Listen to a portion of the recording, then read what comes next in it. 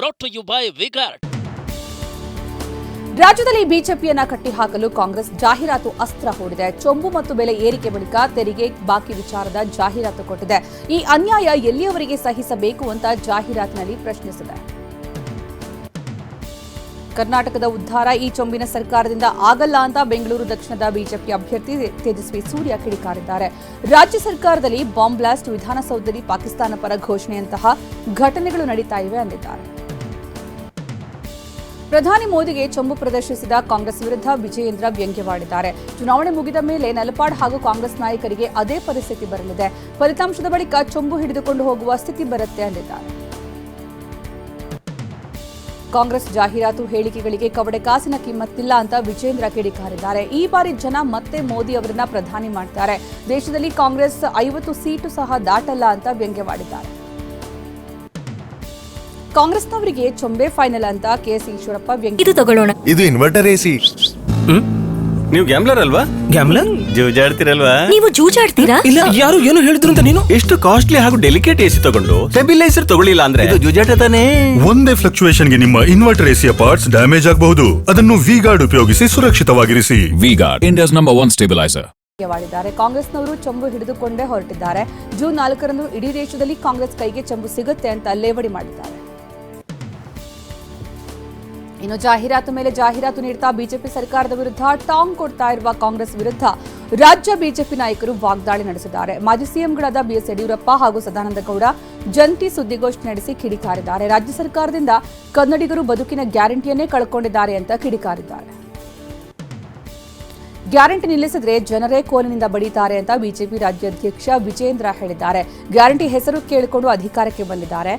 ಈ ಸರ್ಕಾರದಲ್ಲಿ ಅಭಿವೃದ್ಧಿ ಕೆಲಸಗಳಿಗೆ ಒಂದೇ ಒಂದು ನಯಾ ಪೈಸೆ ಬಿಡುಗಡೆ ಆಗಿದೆಯಾ ಅಂತ ಪ್ರಶ್ನಿಸಿದ್ದಾರೆ.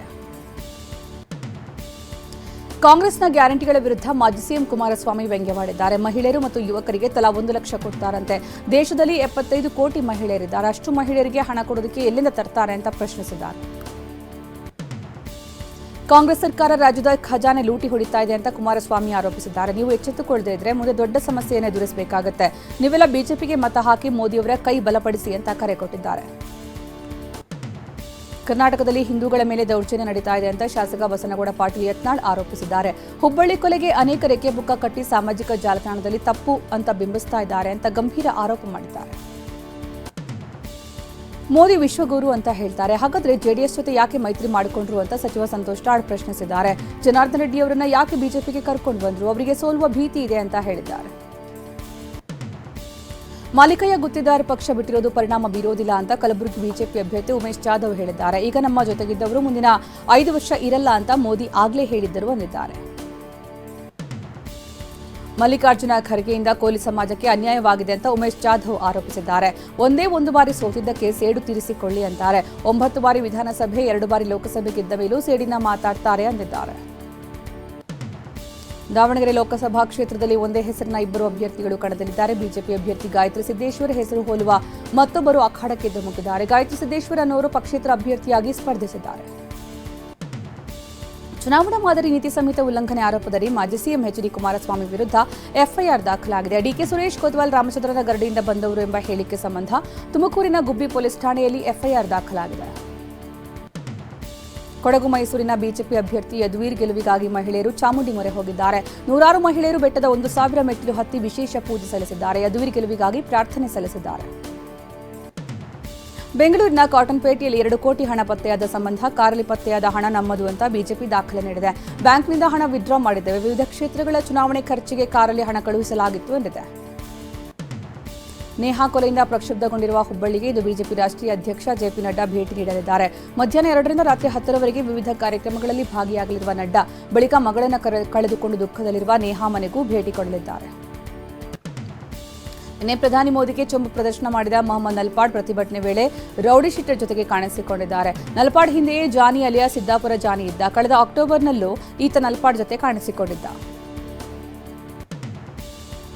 ಬೆಂಗಳೂರು ದಕ್ಷಿಣ ಕ್ಷೇತ್ರದಲ್ಲಿ ರಸ್ತೆ ಸಂಪರ್ಕಕ್ಕೆ ಆಗ್ರಹಿಸಿ ಚುನಾವಣಾ ಬಹಿಷ್ಕಾರಕ್ಕೆ ಕರೆ ಕೊಡಲಾಗಿದೆ. ಕೆಂಗೇರಿಯ ಬಾಬಾಸಾಹೇಬರಪಾಳ್ಯ ಬಿಡಿಎ ಅಪಾರ್ಟ್ಮೆಂಟ್ನ 5,000 ಮತದಾರರು ಎಚ್ಚರಿಕೆ ಕೊಟ್ಟಿದ್ದಾರೆ. ರಸ್ತೆಯ ಡಿವೈಡರ್ ತೆರವುಗೊಳಿಸುವಂತೆ ಆಗ್ರಹಿಸಿದ್ದಾರೆ. ದಾವಣಗೆರೆ ಜಿಲ್ಲಾಡಳಿತ ಫ್ಯಾಷನ್ ಶೋ ಮೂಲಕ ಮತದಾನ ಜಾಗೃತಿ ಮೂಡಿಸಿದೆ. ನಗರದ ಗ್ಲಾಸ್ ಹೌಸ್ನಲ್ಲಿ ವಿಭಿನ್ನ ಜಾಗೃತಿ ಕಾರ್ಯಕ್ರಮ ನಡೆಸಿದೆ. ಅಂಗನವಾಡಿ ಕಾರ್ಯಕರ್ತರ ಫ್ಯಾಷನ್ ಶೋನಲ್ಲಿ ಭಾಗವಹಿಸಿ ಕಡ್ಡಾಯ ಮತದಾನಕ್ಕೆ ಮನವಿ ಮಾಡಿದ್ದಾರೆ. ನಟ ರಾಜಕಾರಣಿ ಪವನ್ ಕಲ್ಯಾಣ್ರ ರಾಜ್ಯ ಪ್ರಚಾರ ರದ್ದಾಗಿದೆ. ಇಂದು ಪವನ್ ಕಲ್ಯಾಣ್ ಬೆಂಗಳೂರು ಗ್ರಾಮಾಂತರದ ಎನ್ಡಿಎ ಅಭ್ಯರ್ಥಿ ಸಿಎನ್ ಮಂಜುನಾಥ್ ಪರ ಮತಯಾಚಿಸಬೇಕಿತ್ತು. ಬಿದರಗುಪ್ಪೆ, ಅತ್ತಿಬೆಲೆ, ಚಂದಾಪುರ ಹಾಗೂ ಹೆಬ್ಬಗೋಡಿಯಲ್ಲಿ ಪವನ್ ಕಲ್ಯಾಣ್ ಮತಬೇಟೆಗೆ ಪ್ಲಾನ್ ರೆಡಿಯಾಗಿತ್ತು. ಆದರೆ ಸದ್ಯ ಪವನ್ ಕಲ್ಯಾಣ್ ಪ್ರಚಾರ ರದ್ದಾಗಿದೆ. ಲೋಕಸಭಾ ಚುನಾವಣೆಗೆ ಪಂಜಾಬ್ನ ಕಾಂಗ್ರೆಸ್ ಅಭ್ಯರ್ಥಿಗಳ ಪಟ್ಟಿ ಫೈನಲ್ಗೊಳಿಸುವುದಕ್ಕೆ ಇಂದು ಕಾಂಗ್ರೆಸ್ನ ಕೇಂದ್ರ ಚುನಾವಣಾ ಸಮಿತಿ ಸಭೆ ನಡೆಸಿದೆ. ಎಐಸಿಸಿ ಅಧ್ಯಕ್ಷ ಮಲ್ಲಿಕಾರ್ಜುನ ಖರ್ಗೆ, ಸೋನಿಯಾ ಗಾಂಧಿ ಸೇರಿದಂತೆ ಹಲವಾರು ಕೇಂದ್ರ ನಾಯಕರು ಈ ಸಭೆಯಲ್ಲಿ ಭಾಗಿಯಾಗಿದ್ದರು. ದೆಹಲಿ ಸಚಿವ ಸಂಜಯ್ ಸಿಂಗ್ ಕೇಂದ್ರದ ನರೇಂದ್ರ ಮೋದಿ ಸರ್ಕಾರ ವಿರುದ್ಧ ಗಂಭೀರ ಆರೋಪ ಮಾಡಿದ್ದಾರೆ. ಕೇಂದ್ರ ಸರ್ಕಾರವು ದೆಹಲಿಯ ಚುನಾಯಿತ ಸಿಎಂ ಕೇಜ್ರಿವಾಲ್ರನ್ನ ಕೊಲ್ಲೋದಕ್ಕೆ ಹೇಗೆ ಸಂಚು ರೂಪಿಸುತ್ತಿದೆ ಅನ್ನೋದಕ್ಕೆ ನಾವು ಸಾಕ್ಷಿಯಾಗ್ತಿದ್ದೀವಿ ಎಂದಿದ್ದಾರೆ. ಡಯಾಬಿಟಿಕ್ ಪೇಷಂಟ್ ಆಗಿರುವ ಸಿಎಂಗೆ ಇನ್ಸುಲಿನ್ ನೀಡಲಾಗ್ತಾ ಇಲ್ಲ ಅಂತ ಆರೋಪಿಸಿದ್ದಾರೆ.